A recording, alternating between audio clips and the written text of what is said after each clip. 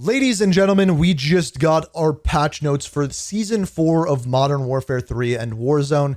In this video, what we're going to be doing is just going through all of those patch notes, talking about all of the weapon changes, talking about what things that are new. One thing that I will say is through those patch notes, I was looking to see if they mentioned anything at all about Soap McTavish, and I honestly did not see anything, so we're still waiting for the update to come out at noon Eastern Standard Time.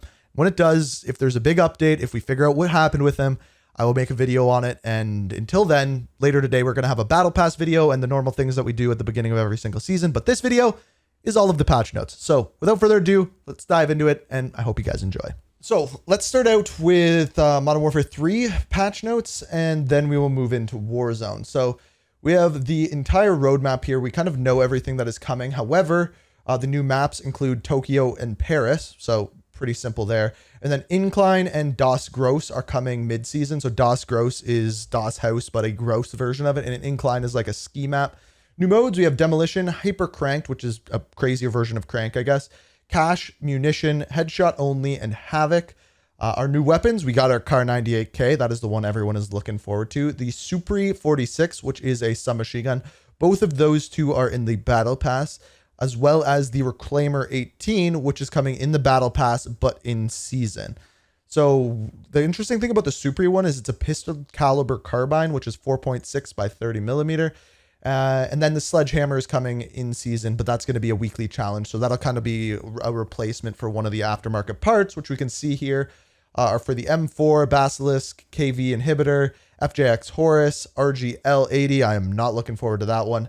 Castoff 762, and Lockman Shroud, and the Renetti. Now, this is the one of the most interesting parts about this season to me is the new kill streaks. So we have the Loitering Munition, which is 8 kills or 1,000 score. An unmanned rocket-equipped drone loiters over the target area. I don't know. Does it just wait until people are there and then bombards them? IMS, we know what that is. That was in Call of Duty Ghost. You throw it on the ground, it can blow up to four times. Very, very annoying.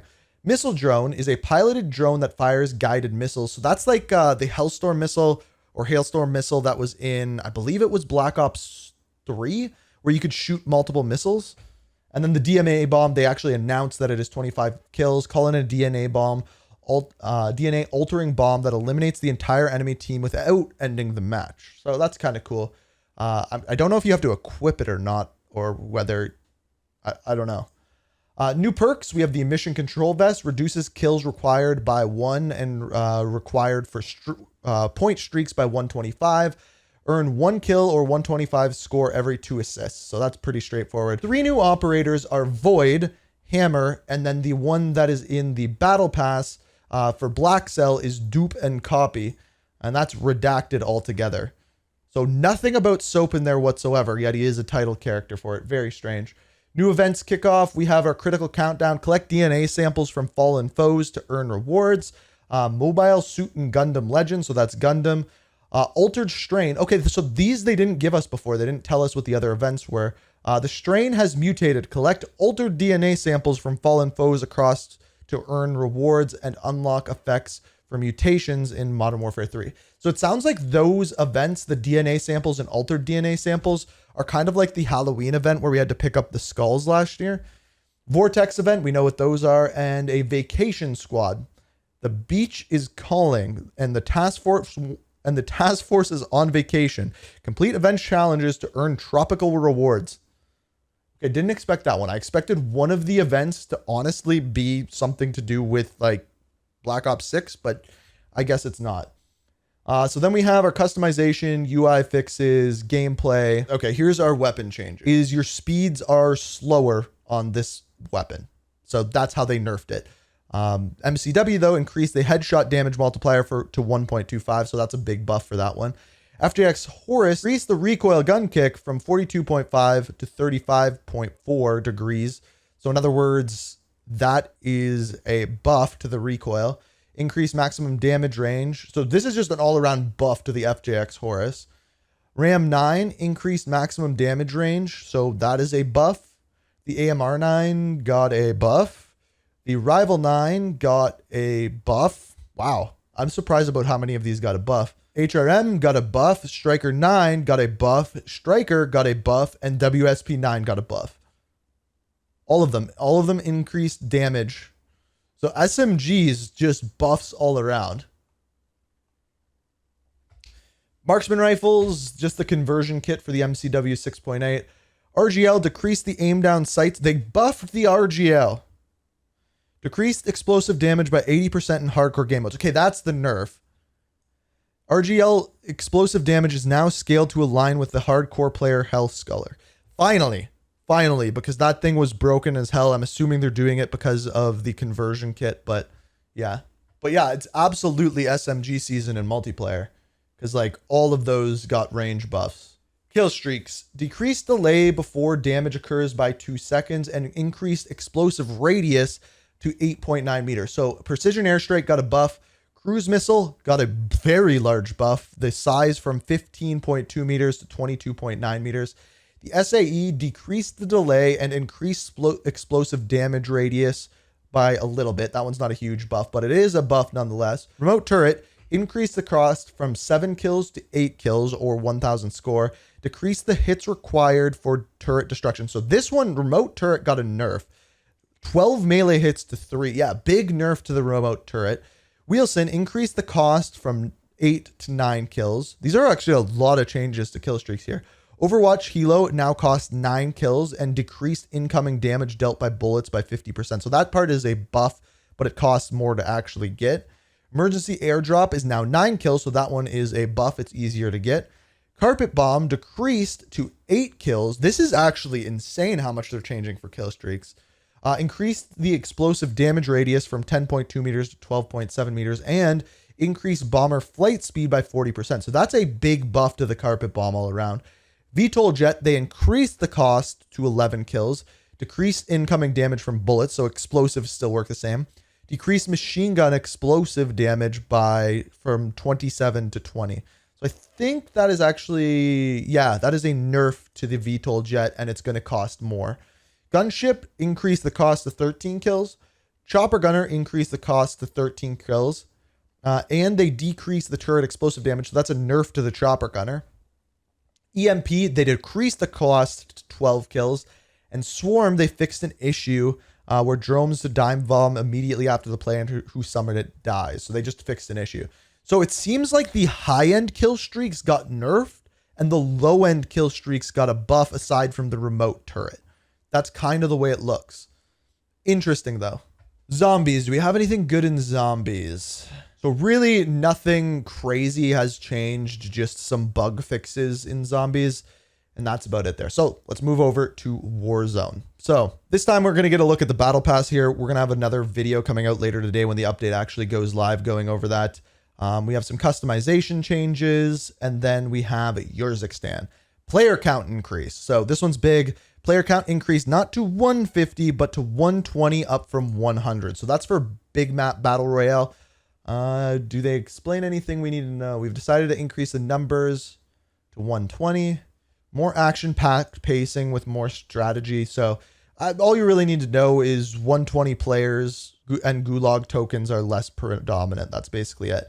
Map updates on Urzikstan. We have bunkers. Unlocked bunkers now have an escape hatch as an alternate exit. That's cool. New rewards have been added to various locations.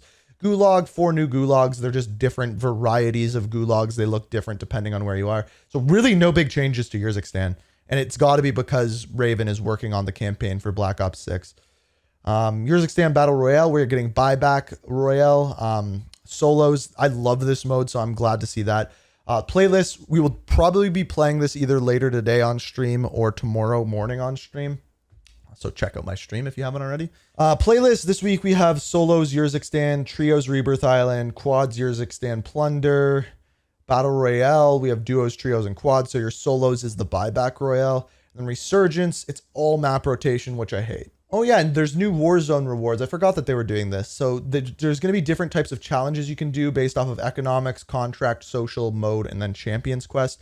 So it's supposed to make the UI better as well, but we'll have to see what the kind of rewards are. None of them look that great from just that image. Gameplay. Champions Quest contract stealing. When a team on the Champions Quest contract is fully eliminated, The Champions Quest tablet will now drop, and the first team that interacts with the tablet can now steal a contract. Okay, that's cool.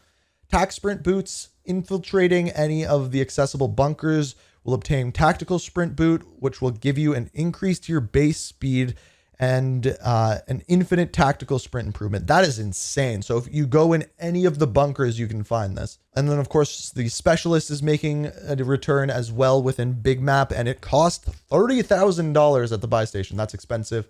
And then I think the next thing is just that these are all things that were added into Resurgence, and now they're coming to big map, I believe. So bunker buster, utility box, loot hot zones, runaway train. This is a public event, so I believe you can crack the safe on the train and it'll just be an event that happens.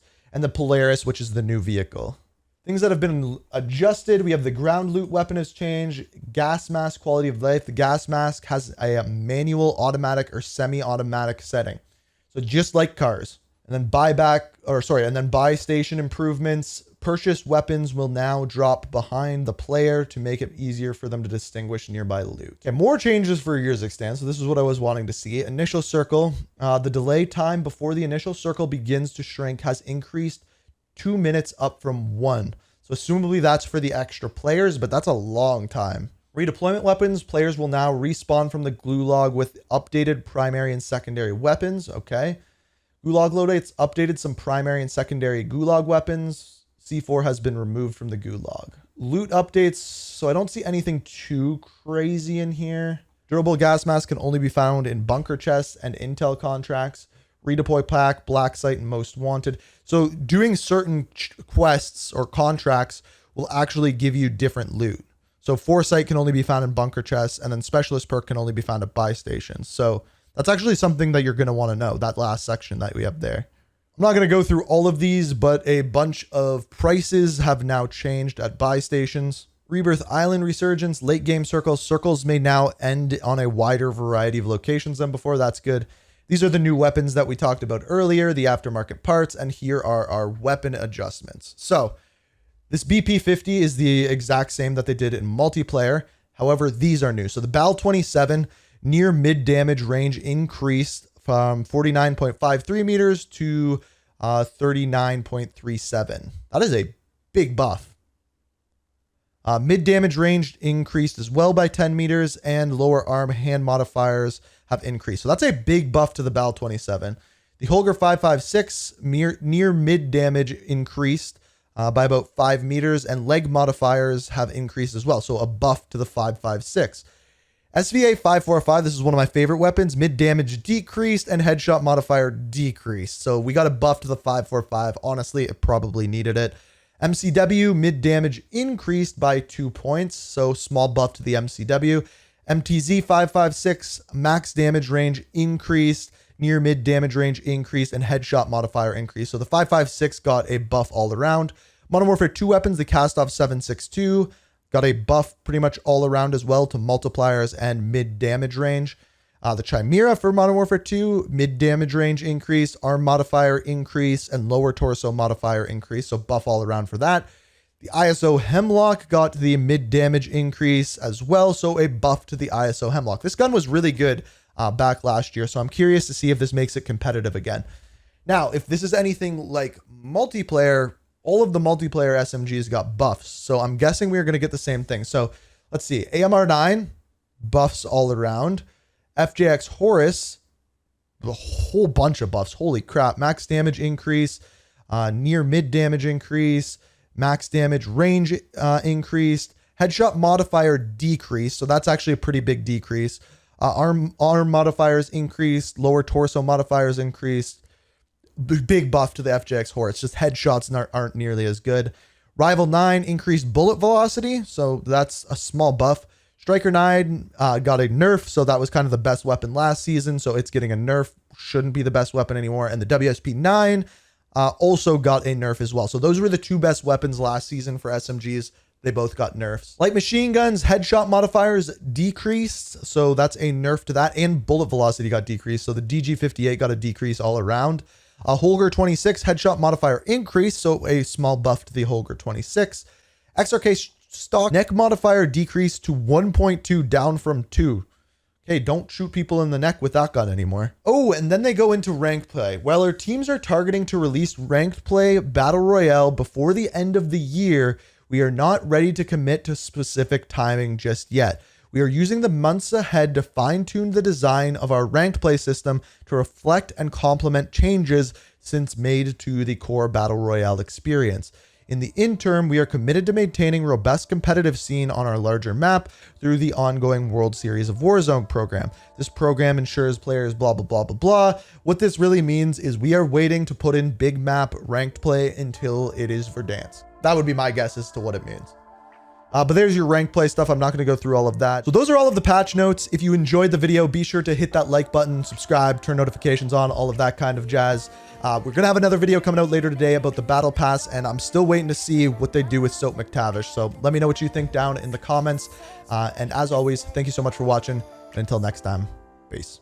We are reaching for the stars, but we're